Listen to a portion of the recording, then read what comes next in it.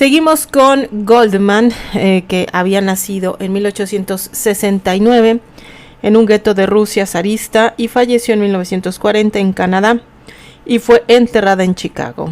Escapó de su país hacia Estados Unidos huyendo de la pesadilla de mi infancia, como se refería a su padre y a los golpes que le propinaba. Aquí, de nuevo, mi pregunta es, muchas mujeres activistas y también luchadores sociales en la época de los 60, de los 70, Estados Unidos es gracias, hoy es lo que es, lo bueno y lo malo, a pues las migraciones que tuvo de todo el mundo, hasta actualmente lo está haciendo, y de ahí surge pues todo un cultivo, un caldo, donde pues Estados Unidos hasta hace cierto tiempo fue un referente de lucha social. ¿Qué carajo les está pasando ahora en Estados Unidos, que teniendo a la persona en la silla presidencial la siguen teniendo ahí, ¿no? ¿Qué pasa con Estados Unidos?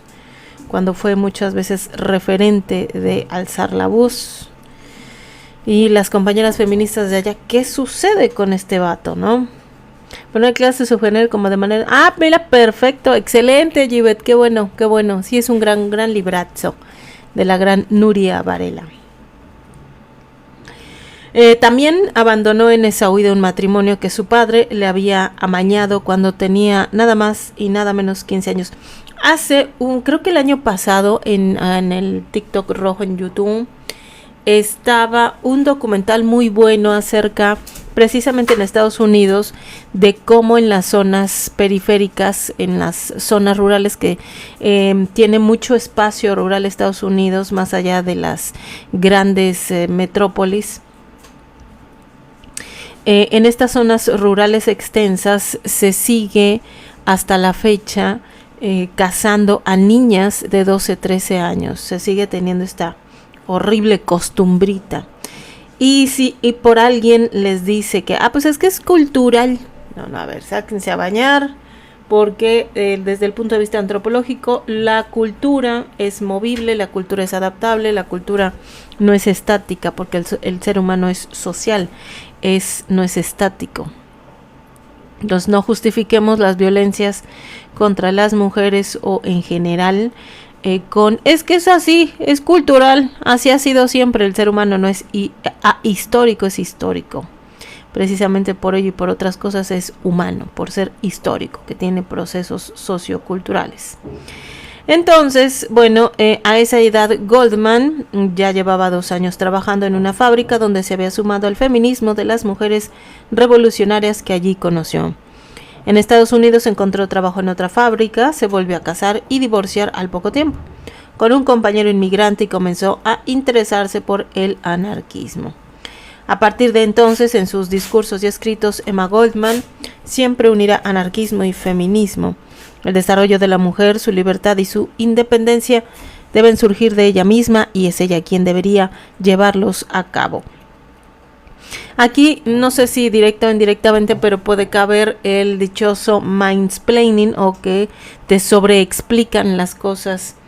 Muchas veces los hombres que creen que nos tienen que estar tutelando, más que nada en la razón, cuando uno explica algo, vuelven a explicártelo, aunque tú lo dijiste, lo vuelven a explicar. Y yo creo que aquí cabe muy bien lo que dice Emma Goldman con respecto a eso. Debe surgir su libertad, su independencia, quien ella deberá llevarlos a cabo. ¿Cuántas veces no me han dicho los muchos varones, y especialmente los supuestas izquierdas, que son muy leídos, muy escrévidos, sociólogos, antropólogos, historiadores, compañeros, que, bueno, ellos me tienen que explicar a mí como mujer antropóloga feminista, me tienen que estar explicando cómo es la lucha feminista. Me tienen que explicar a mí, ¿no? Entonces aquí es ella quien debe llevarlos a cabo. Obviamente para que en general las mujeres, hablamos en plural, pues debe haber un trabajo tremendo de sororidad, de construcción, de empatía, ¿no? De la mujer hacia la mujer, de los hombres, de toda la sociedad, ¿no? No es una cosa bárbara y ya me di cuenta de la noche a la mañana y seguimos. No, claro que no.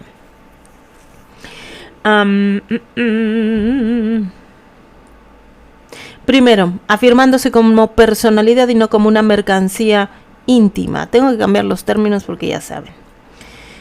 Segundo, rechazando el derecho que cualquiera pretenda ejercer sobre su cuerpo, negándose a engendrar hijos a menos que se haya quien lo desee, negándose a ser la sierva de Dios, del Estado, de la sociedad, de la familia.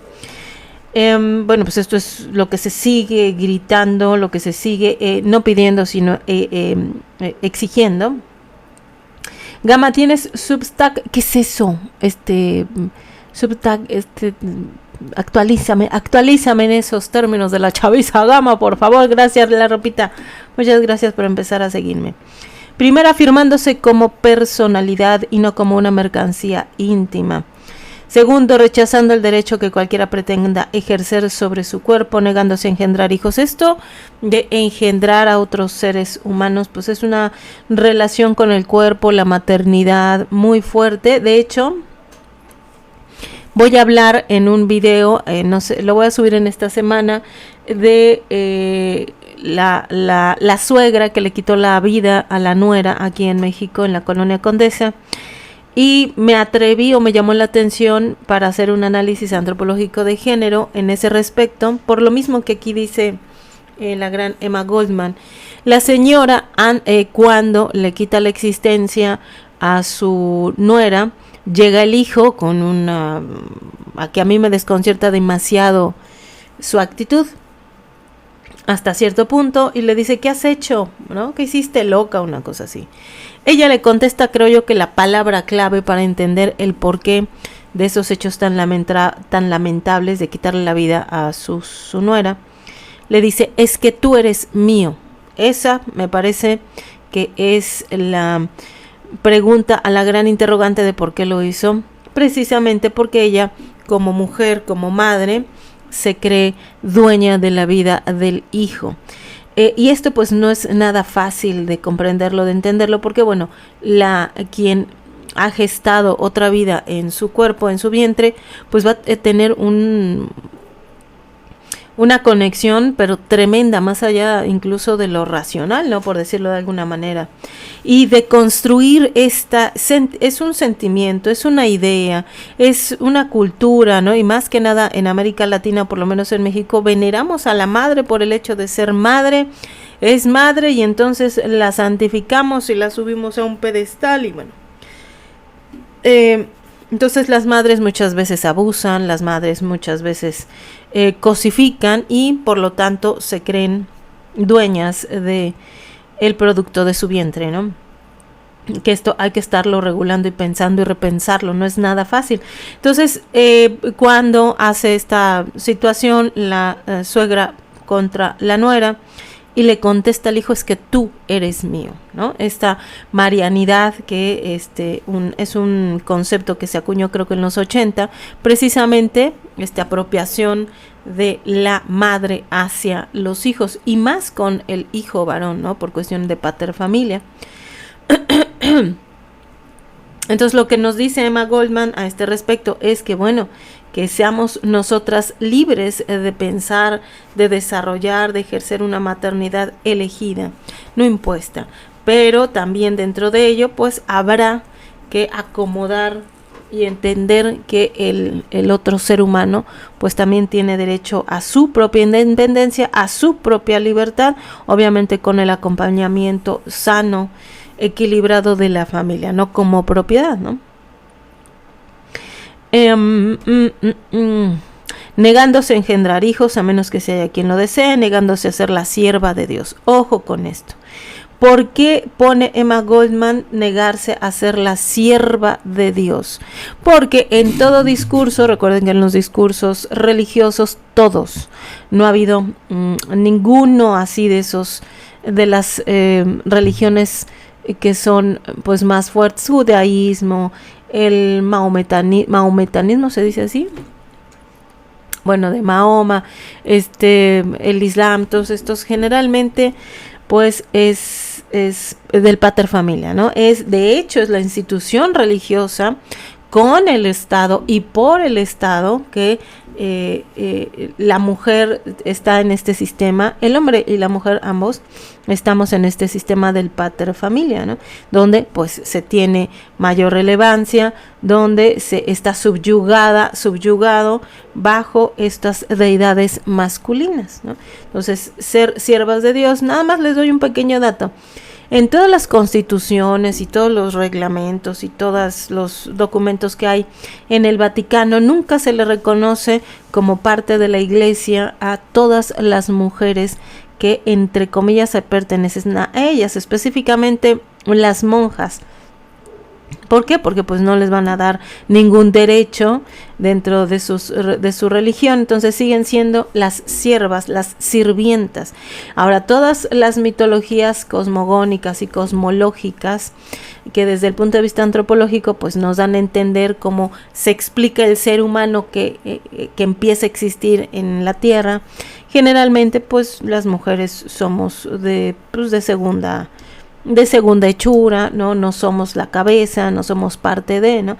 Y como ustedes supongo que habrán de conocer, pues una cosmogonía y una cosmovisión fundante es el judeocristianismo, en donde pues la mujer sale de la costilla del hombre. ¡Mande! Uy, espérame tantito. Voy.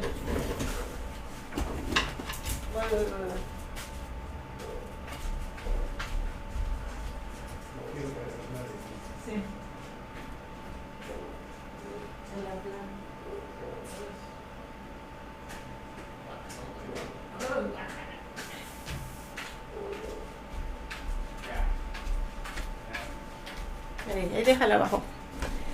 Perdón, es que como es época de calor, y ahorita empiezan a surgir las cucarachas así grandototas de las que vuelan. En fin, perdón. Entonces, uno de los preceptos fundamentales, creo yo, del feminismo o de un feminismo muy tajante sería pues no estar en condición de ninguna religión, ¿no? Que no sea pareja. No sé si se ejerza o no una religión como tal dentro del feminismo, que es como muy, muy severo, ¿no? Sino dentro de la institución, quiero interpretarlo yo. Porque bueno, la espiritualidad, el manejo de la conciencia a través de lo divino, llámese como le queramos llamar, pues es parte del ser humano, nos hace seres humanos. Aquí yo creo que pues se tiene que hacer una distinción entre lo institucional y lo meramente pues personal, social, cultural, de lo que entendemos por espiritualidad, ¿no? También tenemos nos dice Emma Goldman que nos tenemos que negar al Estado, de la sociedad y de la familia. Todo está junto con pegado. Ya habíamos visto anteriormente la propiedad privada, el Estado y la familia de Engels, creo que es de Engels, en donde bueno nos dice efectivamente que la mujer está pues atada, está sujeta a lo que es el Estado, la sociedad y la familia, que son un hilo conector los tres, el Estado, la sociedad y la familia. El Estado rige a la sociedad y la sociedad la rige la familia, ¿no? Los tres están como encadenados. Entonces, y en esa cadena, dentro del espacio privado, pues está nada más y nada menos invisibilizado el trabajo, el ser estar de la mujer, de lo femenino, ¿no? No así lo masculino, no quiere decir que lo masculino no esté sujeto al Estado, a la familia, a la sociedad o a las instituciones como pues el capital y la religión, las leyes, etcétera, ¿no? Claro que están sujetos. Sin embargo, bueno, aquí quienes vamos un poquito más de perder o un mucho, pues es lo femenino. Gracias, Daniela, muchas gracias. Púlpito boxeador, ¿cómo estás? Buenas noches. El 28 de marzo de 1915, ante una audiencia mixta de 600 personas en el Sunrise Club de Nueva York, Goldman explicó por primera vez en toda América cómo se debe usar un anticonceptivo. Estamos hablando de 1915. Relata Amparo Villar que fue arrestada de inmediato y después de un juicio tormentoso y sensacional, se le dio a elegir entre pasar 15 días en un taller penitenciario o pagar una multa de $100. Entonces, usar un anticonceptivo en 1915, pues te costaba $100 o 15 días, medio mes en el botellón. Eligió Emma Goldman la cárcel y la sala entera la aplaudió. Desde los medios de comunicación se escribieron cosas como: Emma Goldman fue enviada a prisión por sostener que las mujeres no siempre deben mantener la boca cerrada y su útero abierto. Chulada de frase, ¿eh? Y chulada de frase. Voy a repetirla porque vale la pena. Emma Goldman fue enviada a prisión por sostener que las mujeres no siempre deben mantener la boca cerrada y su útero abierto. A huevo. Bravo, Emma Goldman. Goldman mantenía que para las mujeres el cambio no vendría de reformas como el derecho al voto. Para ella lo importante era una revolución que surgiera de las mujeres, de las propias mujeres, no tanto de la conquista del poder como de la liberación del peso de los prejuicios, las tradiciones y las costumbres. Me parece que esto resume prácticamente el feminismo entero. Por ahí tengo un buen video que había un batillo, de esas batillas que no saben ni limpiarse la cola, que dice: oigan, y si ya hay mujer presidenta, ¿por qué siguen saliendo las feministas el 8 de marzo? Ay, hijo. Porque entendiendo que todo el sistema es del paterfamilia, no, quien llevó a la silla a esta mujer llamada Claudia Sheinbaum no es el feminismo. El feminismo lo que hizo, a mi parecer, es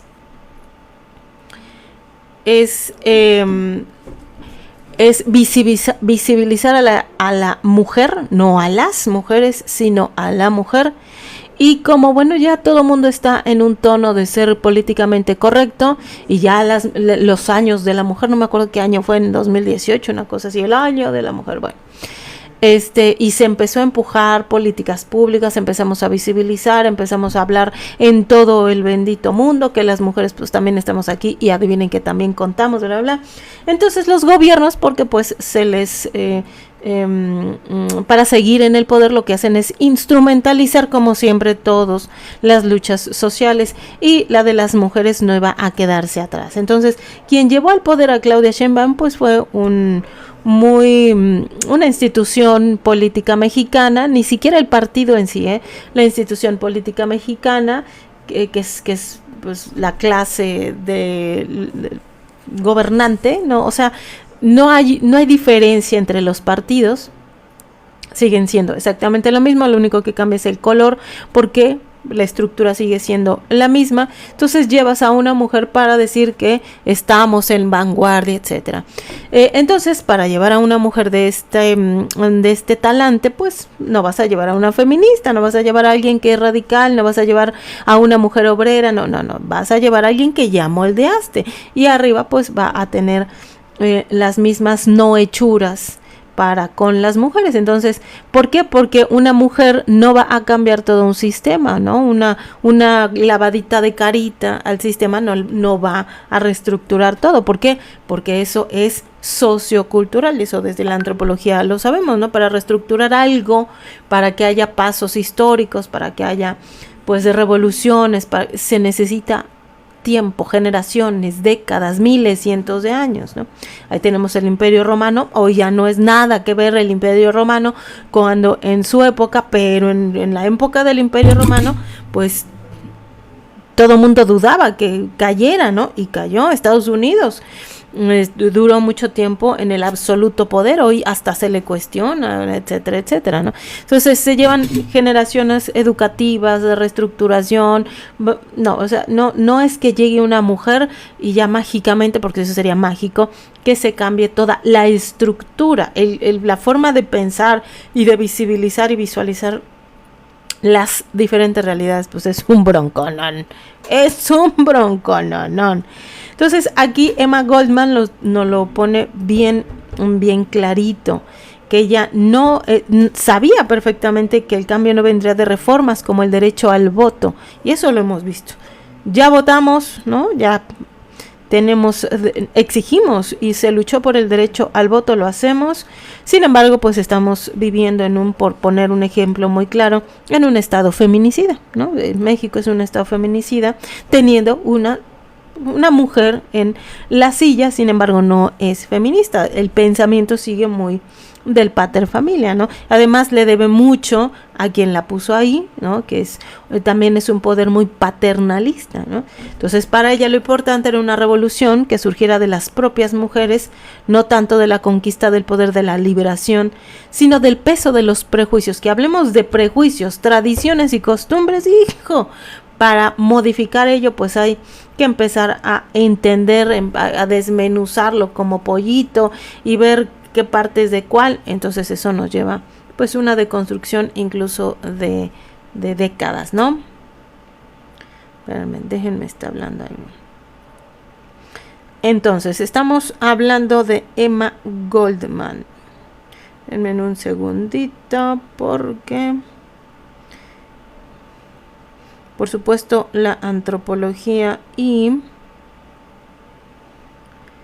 el feminismo no nos dan de comer, entonces estoy vendiendo café veracruzano y alguien me pidió, disculpen, pero necesito echarle ganas al emprendimiento.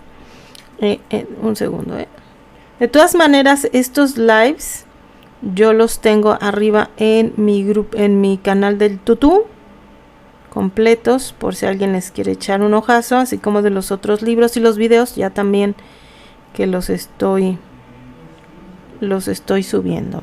Goldman mantenía, su feminismo, su feminismo de Emma Goldman estaba mucho más próxima a la de la década de los 70 que a la de sus propias contemporáneas, ya que su análisis sobre la condición oprimida de las mujeres se centraba en el problema íntimo. Disculpen que cambie la palabra. Para Goldman este era el arma más importante que la sociedad esgrimía contra la mujer. Sí, porque se nos encierra en el deber ser para los otros y obviamente esto involucra mucho la cuestión de procrear para los otros, y ya que los procreaste pues tienes que servir a los otros, mantenerlos con vida, lavarles, plancharles, en lo sentimental pues apapacharlos, etcétera, ¿no? Esta de la cuestión del problema de la intimidad para los otros pues es, yo creo que el tema central en muchas relaciones tanto íntimas como sociales, ¿no? Ay, Daniela, muchas gracias, Daniela, muchas gracias por los regalitos.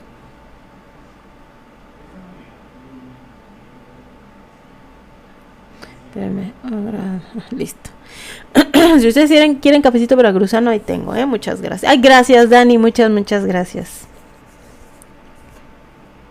Entonces, para Goldman, este era el arma más importante que la sociedad esgrimía contra la mujer.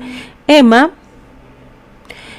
fue encarcelada otra vez durante 2 años y deportada tras la Primera Guerra Mundial por sus denuncias del conflicto bélico, y dedicó el resto de su vida a combatir por el anarquismo, primero en Rusia contra los bolcheviques y después en España contra la guerra civil. Porque aparte de luchar con la cuestión en general del deber ser mujer, hay que luchar con, aparte las luchas civiles, ¿no? En la que estamos todas y todos. Entonces, y eso, quien quiera ser feminista o quiera entrarle este rollo, pues lo va a sentir de sobrepeso. Así es, muchas gracias, Dani. Muchas gracias por tu generosidad, muchas gracias. Vamos con el siguiente apartado. No existir de éxito, morir de éxito. El vacío de entreguerras. Las inglesas consiguieron el voto tras la Primera Guerra Mundial. Estamos hablando de 1914 a 1917. En ese mismo año, en 1917, comienza la Revolución Rusa. Habrá que ver, cuando hablan de revoluciones, eso a nosotros como antropólogos etnohistoriadores, cuando nos daban historia mundial, ¿no?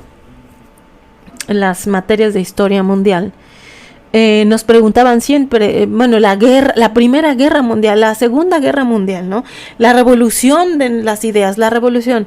Y siempre se nos hacía una pregunta como antropólogos: ¿guerra mundial? O sea, lo que allá convinieron que era un pleito entre ciertas personas, entre ciertas poblaciones, tiene que ser mundial. ¿Por qué mundial? ¿Bajo qué discurso es mundial? ¿No? Yo recuerdo, ya no hace mucho, ya no tienen este dicho en Estados Unidos.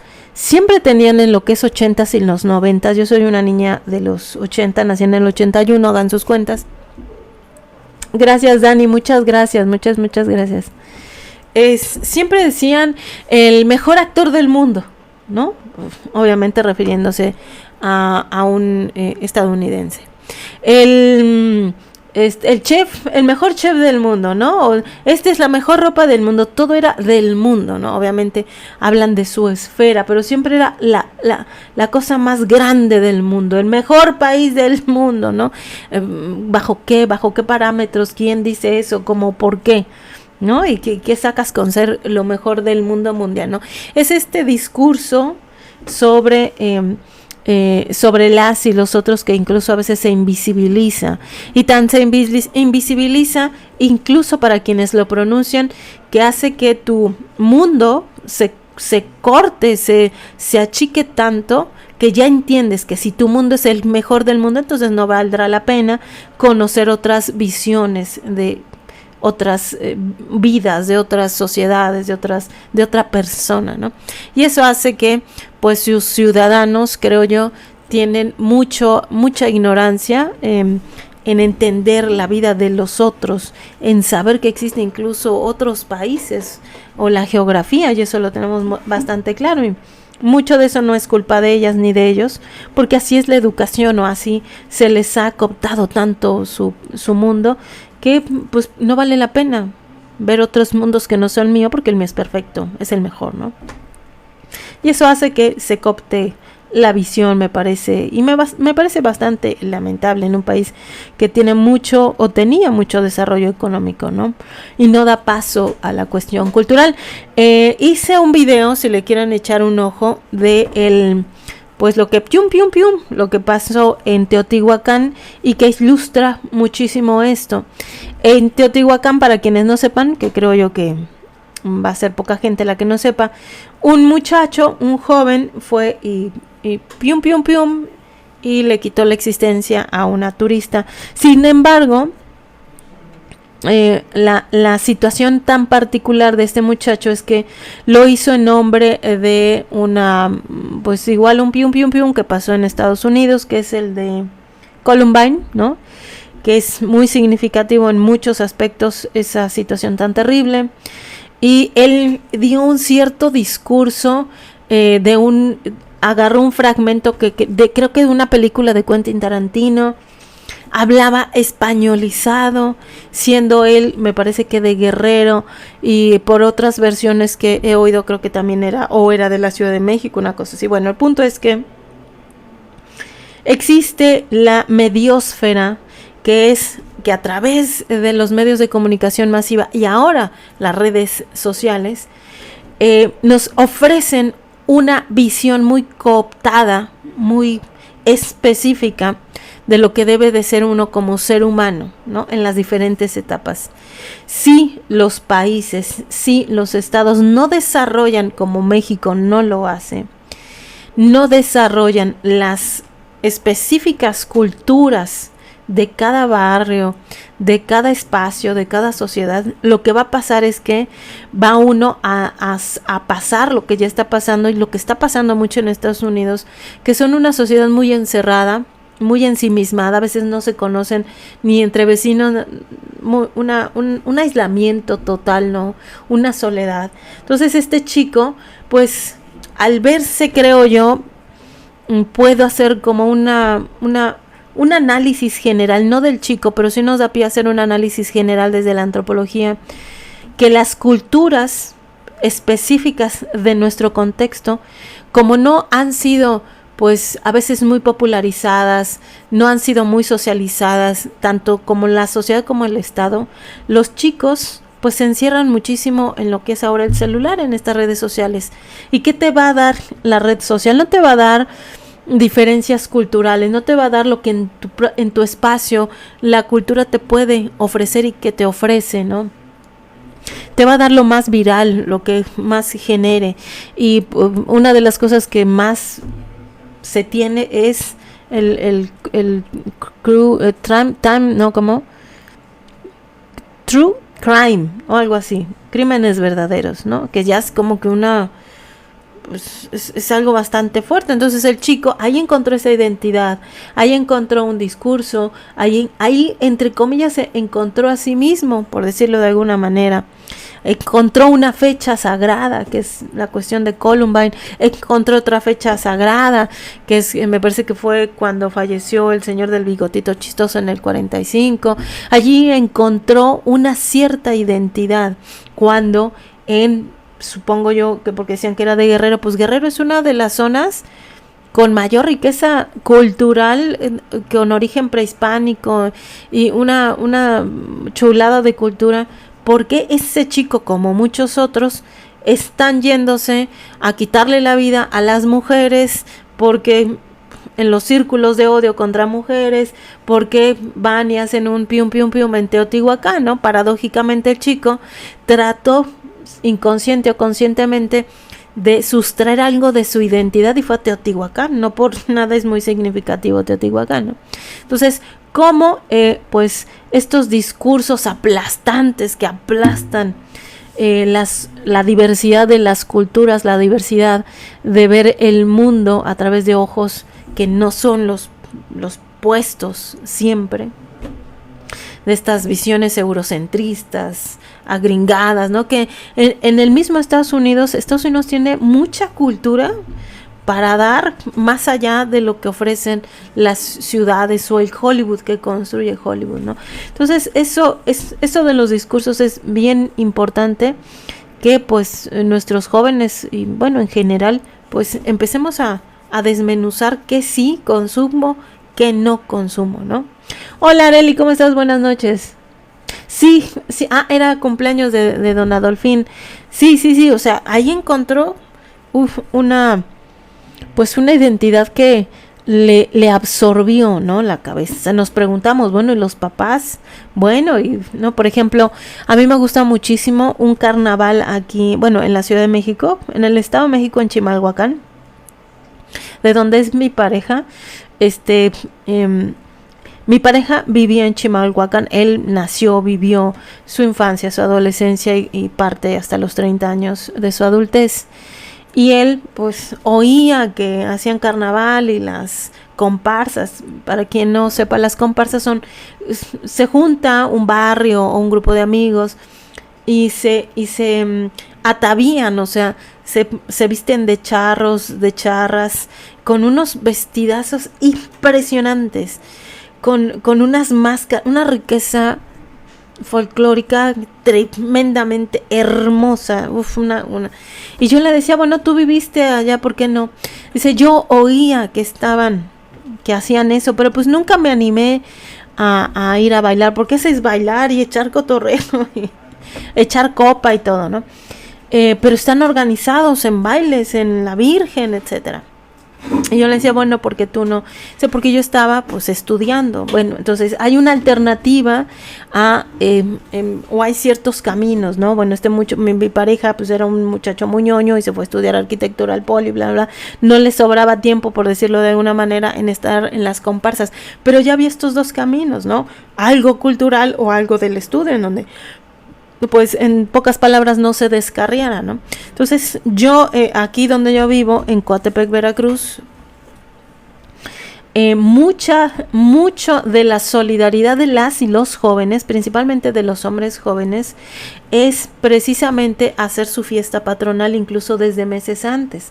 Hay una regulación, se regulan entre ellos, hay una pacificación, el pueblo es muy organizado en ese sentido, por eso también el pueblo, creo yo, por esta organización de su fiesta patronal, que no solamente es un día, sino se va planeando durante todo el año, se reúne dinero, se empiezan a hacer amistades, se hace una solidaridad social, se hacen los diseños de la ofrenda, bla, bla. Todo eso, en pocas palabras, les mantiene ocupadas y ocupados, pues para que no haya pensamientos pues muy desviados, ¿no? Entonces, por eso, en gran medida, creo yo, es parte de que el pueblo sea bastante tranquilo. Sí tiene, obviamente no es al 100%, no todo el mundo son los angelitos, pero que sí tiene ciertos problemas de sustancias, etcétera, pero se regula muchísimo con la cuestión cultural, ¿no? Entonces, ojo con esos discursos que a veces nos meten por los ojos, y que la cultura podría no aliviar, pero sí podría ser una buena herramienta, un buen instrumento, pues para que ya no surjan más piums, ¿no? En la sociedad, ¿no? Creo yo. Bueno, hasta aquí voy a dejar lo de feminismo, y mañana le vamos a seguir. De todas maneras, lo voy a subir, este live lo voy a subir al canal de YouTube, si quieren y pueden seguirme, y están también los otros lives allá. Estoy como Sofimax 9730. Ay Dios, ¿qué hice? 9730 estoy en el tutú. Oigan, por cierto, acabo de subir un video de José Ramón Fernández con Faitelson, que ahora Faitelson se anda disculpando con José Ramón Fernández. Ahí hice un pequeño video, medio emperrada.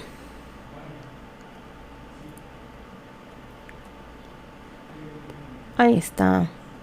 Tengo la cámara doble, atrás, aquí está ¿cómo se llama? Carlos Trejo. Claro que sí, Daniela. ¿Tenemos cafecito? Déjame poner la imagen. Claro que sí. Ay, sí, ayúdenme porque el trabajo ha estado bien flojo, tú. Espérame. Déjame ver dónde dejé el café. Y ahorita vamos a seguir con el libro de la hija de Giselle Pelicode.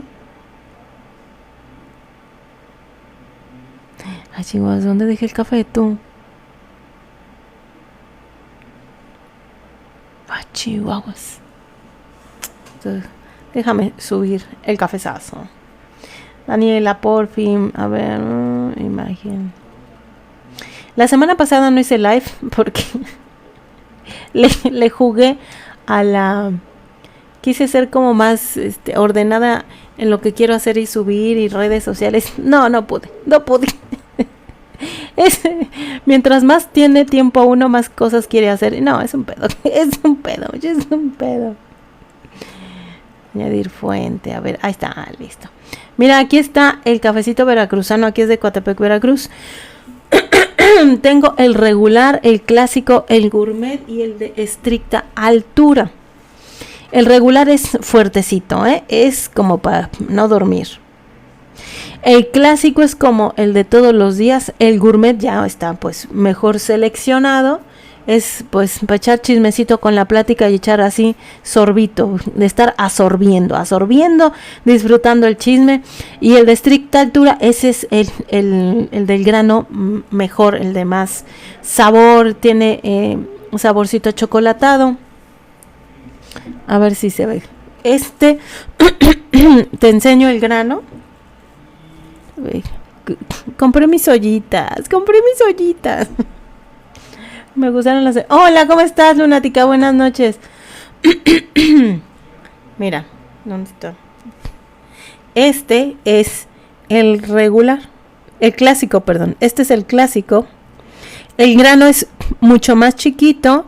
Está más tostadito. O sea, todo es el grano, de ahí sigue el gourmet. Este es el gourmet. Deja quitar. Este es el gourmet. El grano es un poquito más grande. Está más seleccionado. Está medio tostado. Es menos tostadito para que esté menos fuerte. Y este es el de estricta altura. El grano es mucho más grandecito. Sí se selecciona el mejor grano, más robusto. Se le dice aquí que es robusto. Y el tostado es más delicado. Entonces voy a hacer una comparación entre que es el clásico, y que es... ¿Sí se ve la diferencia? ¿Sí va? Los cuatro son buenísimos. Los precios hasta ahorita, porque el café es muy fluctuante, hasta ahorita está estricta altura, 1 kilo, 500 pesos. El gourmet está en 450, el clásico en 400 y el regular en 350. Generalmente se llevan o me piden más lo que es gourmet y estricta altura. Si lo quieres en grano, con mucho gusto está en grano o ya molido, acá se muele, más el costo de envío, que generalmente hasta 2 kilos, más o menos hasta 2 kilos, depende de la zona, pero generalmente cuesta 180 el envío hasta 2 kilos. Yo una vez tomé café de Coatepec, pero tenía un sabor un poco ácido. ¿Cuál sería? Supongo yo, un poco ácido ha de haber sido mira. También depende con qué caficultor, Supongo yo que el grano es más chiquito, es más fuertecito. También también las empresas grandes, que aquí son de los ricos terratenientes, por ejemplo, los Chedraui tienen hectáreas y hectáreas. La Parroquia, que es un restaurante muy famoso acá, también tiene su café, y ese tipo de grandes empresas que son familias, lo que hacen es, para hacer rendir el café, lo que hacen es mezclar el regular, o sea, el más tostado y el más bajito, el regular, con el gourmet. Lo que hacen es, lo mezclan. Uno que ya tiene olfato, cuando uno huele nada más el café, dices, este está mezclado con este y con este. Y cuando ya tiene más afinado uno el olfato, dice, este está mezclado con soya, porque hay los que venden mucho en el supermercado.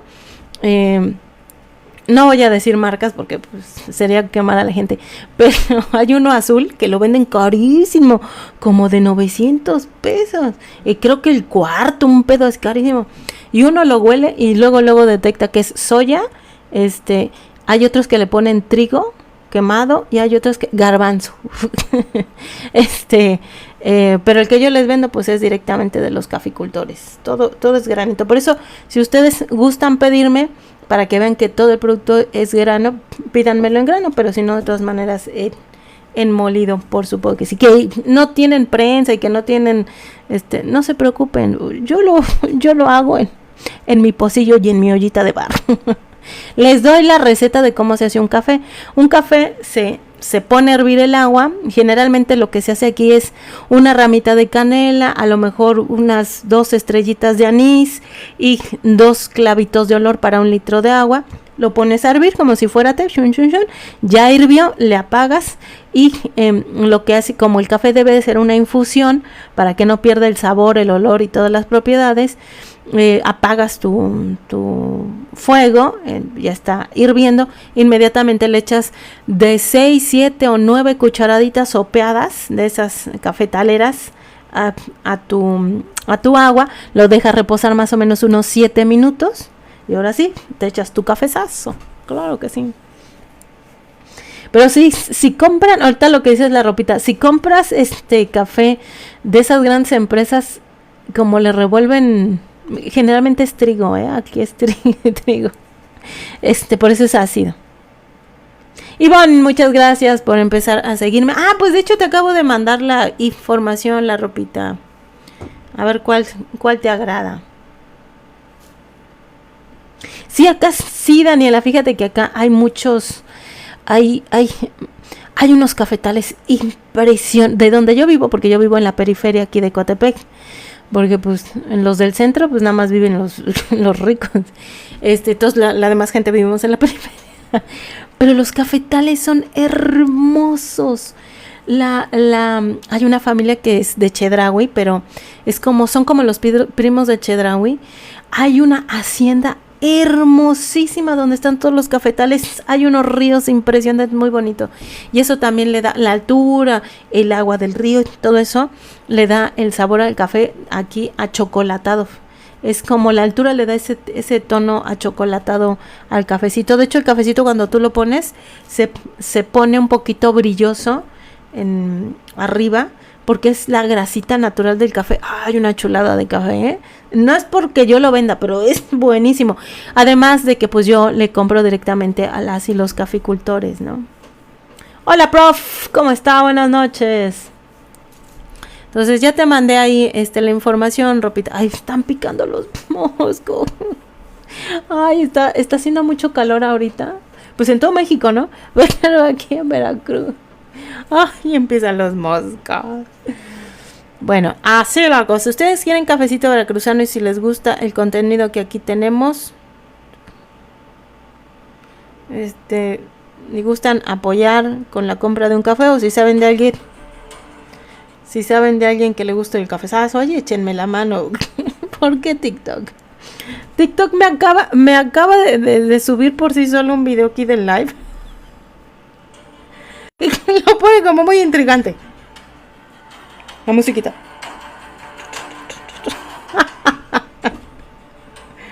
Y luego me choca porque esos videos que TikTok sube solitos, a veces me los está sancionando y tú, pues, si tú los subiste.